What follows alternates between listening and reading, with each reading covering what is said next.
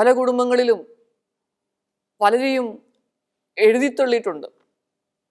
ഈ എഴുതിത്തള്ളിയ വ്യക്തികളൊക്കെ കുറേ പേരൊക്കെ ആരുമില്ല എന്ന വേദനയോടെ അങ്ങനെ ജീവിതം കഴിച്ചുകൂട്ടി ജീവിതം അവസാനിപ്പിച്ചവരുണ്ട്. എന്നാൽ എഴുതിത്തള്ളിയപ്പോൾ പോലും ആ എഴുതി തള്ളപ്പെട്ട വ്യക്തികൾ മനസ്സിലാക്കി, എൻ്റെ കുറവ് മൂലമാണല്ലോ, എൻ്റെ അടിമത്തം മൂലമാണല്ലോ എന്നെ എഴുതിത്തള്ളിയത്. തീരുമാനങ്ങളെടുത്തു. പ്രത്യേകിച്ച് ദൈവിക സംവിധാനങ്ങളോട് ചേർന്ന് നിന്ന് തീരുമാനമെടുത്തു.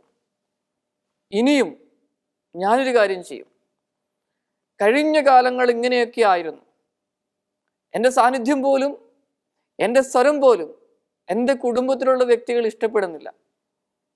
എന്നാൽ ശിഷ്ടകാല ജീവിതം ഞാൻ അവർക്ക് സന്തോഷം കൊടുത്തുകൊണ്ട് ജീവിക്കും. അങ്ങനെ മുമ്പോട്ട് പോകുന്ന അവസ്ഥ. എനിക്കറിയാം ഒരു ഗ്രാൻഡ്മയെ, 9 മക്കളുള്ള ഗ്രാൻഡ്മ. ആ അമ്മയെ സംബന്ധിച്ചിടത്തോളം സ്നേഹനിധിയായിരുന്നു അമ്മ.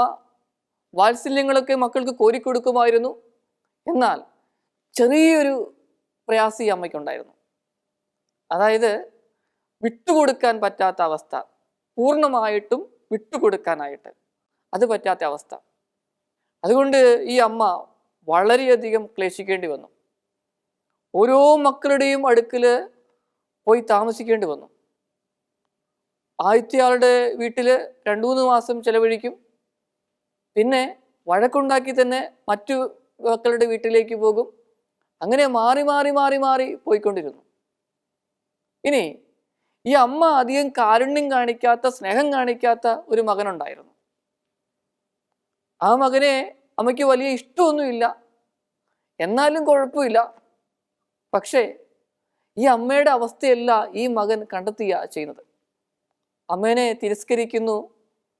ഒരു പട്ടിയെപ്പോലെ ചിലപ്പോഴൊക്കെ ഇറക്കി വിടുന്ന ചിത്രങ്ങളൊക്കെ ഉണ്ടായിട്ടുണ്ട്. ഇതെല്ലാം ഈ മകൻ കണ്ടു. ഈ മകൻ ഈ അമ്മയെ കൂട്ടിക്കൊണ്ട് വീട്ടിലേക്ക് വരികയാണ് ചെയ്യുന്നത്. അങ്ങനെ വന്നതിന് ശേഷം കുറച്ചു നാളുകൾ നിന്ന് കഴിഞ്ഞപ്പോൾ അമ്മയുടെ ആ പഴയ സ്വഭാവം അവിടെയും എടുക്കാൻ തുടങ്ങി. പക്ഷേ ഈ മകൻ എന്ത് ചെയ്യുന്നറിയാമോ? അമ്മയുടെ ജീവിതവും അമ്മയുടെ സ്വഭാവ സവിശേഷതയൊക്കെ ഈ മകന് നന്നായിട്ട് അറിയാമായിരുന്നു. പ്രത്യേകിച്ച് ആദ്യകാലങ്ങളിൽ ഈ അമ്മ കഷ്ടപ്പെട്ടതിനെ കുറിച്ചൊക്കെ ഈ മകൻ നന്നായിട്ട് ആലോചിച്ചു.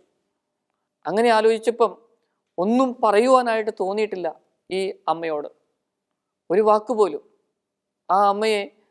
ആ അമ്മയുടെ ജീവിതാവസാനം വരെ സ്നേഹത്തോടെ ആ കുടുംബം ശുശ്രൂഷിച്ചു. എല്ലാവർക്കും ഭയങ്കര അത്ഭുതമായി. കാരണം എന്താ? വലിയ സ്നേഹമൊന്നും കൊടുക്കാത്ത ഈ മകൻ എങ്ങനെ ഈ അമ്മയെ അഡ്ജസ്റ്റ് ചെയ്തു? പ്രിയപ്പെട്ടവരെ, മനസ്സിലാക്കാനുള്ള ഒരു കൃപ ദൈവം കൊടുത്തിരുന്നു. പിന്നെ കുറെ കഴിഞ്ഞപ്പം ഈ അമ്മയ്ക്ക് കുറവുകൾ മനസ്സിലായി. കാരണം എന്താ? നമ്മുടെ മനസ്സ് പറയുന്നത് പോലെ ശരീരം പ്രതികരിക്കാത്ത അവസ്ഥയിലേക്ക് വന്നു. ആ അമ്മയ്ക്ക് തിരിച്ചറിവുണ്ടായി. പിന്നെ ഈ മകനോടും കുടുംബാംഗങ്ങളോടും ഒരുമിച്ച് ജീവിക്കുവാനായിട്ട് തീരുമാനമെടുത്തു. സ്നേഹമുള്ളവരെ, ചിലപ്പോൾ ചില ജീവിത അവസ്ഥകൾ, സാഹചര്യങ്ങളായിരിക്കാം ചില തഴക്ക് ദോഷങ്ങളിൽ നിന്നൊക്കെ മോചനം നമുക്ക് നൽകുന്നത്. എന്നാൽ നമ്മുടെയൊക്കെ നല്ല കാലത്ത് തന്നെ നമ്മുടെ സാന്നിധ്യം നമ്മുടെ പ്രിയപ്പെട്ടവർക്ക് അനുഗ്രഹമായെങ്കിൽ അത് വളരെ വലുതാണ് പ്രിയപ്പെട്ടവരെ. അതുകൊണ്ട് കുറച്ചു നാളുകൾ മാത്രമേ ഈ ഭൂമിയിൽ ജീവിച്ചുള്ളെങ്കിലും നല്ല ഓർമ്മകൾ കൊടുത്തുകൊണ്ട് നമുക്ക് യാത്രയാകുവാനായിട്ട് സാധിക്കണം. ഒരു മിന്നാമിനുങ്ങിന് ചെറിയൊരു പ്രകാശമല്ലേ നൽകാനായിട്ട് പറ്റുള്ളൂ. കൂരിരുട്ടില് ആ പ്രകാശം അത് വലുതാണ്.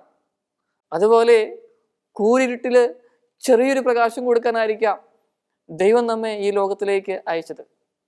അപ്പോൾ ആയിരിക്കുന്ന അവസ്ഥയൊന്ന് അംഗീകരിക്കാം. ഈ ദിവസങ്ങളിൽ നമുക്കൊരു തീരുമാനമെടുക്കാം. എൻ്റെ പ്രിയപ്പെട്ടവർക്ക്, എൻ്റെ കുടുംബത്തിലുള്ളവർക്ക് ഒരു വേദനയും ദുഃഖവും ഞാൻ ഉണ്ടാക്കില്ല. എൻ്റെ സാന്നിധ്യം എപ്പോഴും അവർക്ക് സന്തോഷമായിരിക്കുവാനായിട്ട് ഞാൻ ശ്രമിക്കും. എത്ര മാരകമേറിയ അടിമത്തങ്ങളിലൂടെയാണ് ഞാൻ പോകുന്നതെങ്കിലും കരകയറുവാൻ ഈ ദിവസങ്ങളിൽ ഞാൻ പ്രത്യേകമായിട്ട് ശ്രമിക്കും. പ്രിയപ്പെട്ടവരെ, വചനം ഓർക്കുക. ജീവിതത്തിലെ തെറ്റുകൾ കൊണ്ട് മരണത്തെ ക്ഷണിച്ച് വരുത്തരുത് സ്വന്തം നാശത്തെയും. നമുക്ക് പ്രാർത്ഥിക്കാം. ദൈവമേ, എന്നെ കേൾക്കുന്ന ഓരോ വ്യക്തിയെയും കുടുംബങ്ങളെ സമർപ്പിക്കുകയാണ്. ആഗ്രഹമുണ്ട് കരകയറുവാൻ, പലപ്പോഴും സാധിക്കുന്നില്ല. നാഥ, അങ്ങ് ശക്തിപ്പെടുത്തണമേ. സാന്നിധ്യം എപ്പോഴും അനുഗ്രഹമാകുവാൻ, സന്തോഷമാകുവാൻ ഞങ്ങളെ അനുഗ്രഹിക്കണമേ. ആമേൻ.